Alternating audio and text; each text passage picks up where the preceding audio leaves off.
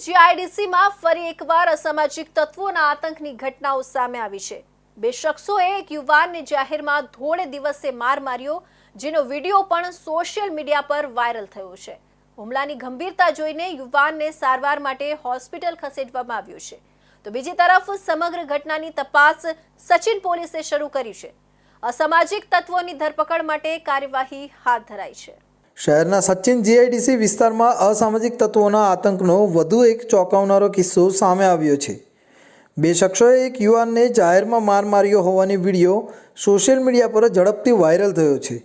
લોકોની નજર સામે થયેલી આ ઘટના અંગે સ્થાનિકોમાં ભયનો માહોલ સર્જાયો છે।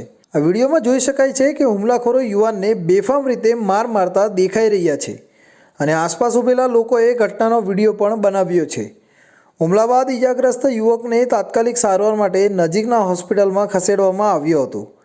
જાણકાર સૂત્રોના જણાવ્યા પ્રમાણે હુમલાખોરો વિસ્તારના જાણીતા અસામાજિક તત્વો છે અને અગાઉ પણ આવા વિવાદમાં સામેલ રહી ચૂક્યા છે।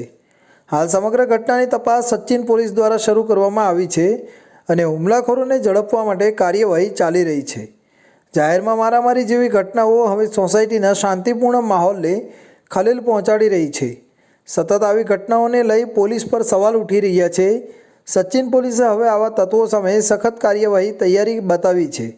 લોકોએ પણ અસામાજિક તત્વોની માહિતી તાત્કાલિક પોલીસને આપવાની અપીલ કરવામાં આવી છે।